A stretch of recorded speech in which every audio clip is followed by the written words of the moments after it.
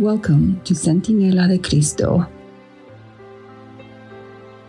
Blessing. This is Pastor Luis Luciano from Oklahoma. Friday, August the 8th. Further thought. Read Ellen G. White, The Exodus, pages 281 to 290. In the book, Patriarchs and Prophets, God was for the Israelites despite their little faith. He wished to teach and guide them in how to think and behave as his chosen people.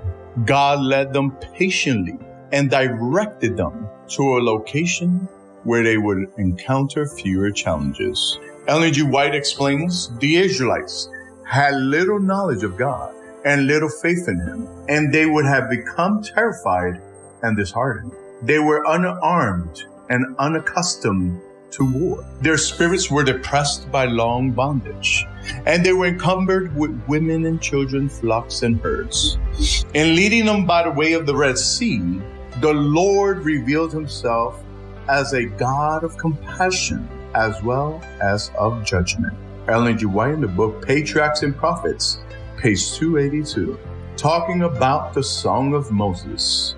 The Andrews Bible Commentary says, the certainty of this redemptive act of God in history assures us that we have nothing to fear for the future. The last stanza focuses on future enemies who would be faced in conquest of Canaan.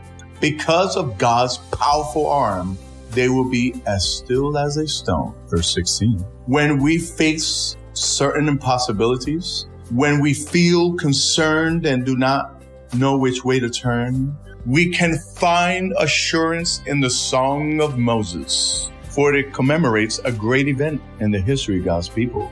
Andrews Bible Commentary, Exodus, Berrien Springs, Michigan, Andrews University Press, in the year 2020, page 214. Discussion questions. Number 1, why do we find ourselves so often in the position of the Hebrews after their incredible deliverance from Egypt, but before the challenge of the Red Sea?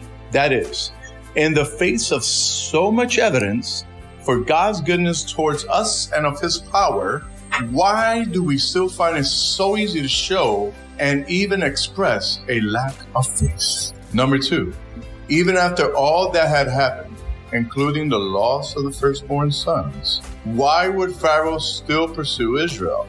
Why would this tell us about dangerous it is for any of us to get hardened by sin or to sin again? What should this tell us about how dangerous it is for any of us to get hardened by sin or to sin?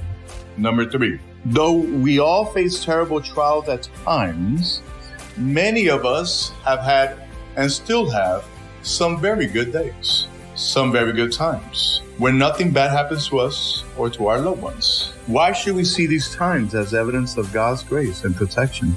Because after all, we understand that we live in enemy territory.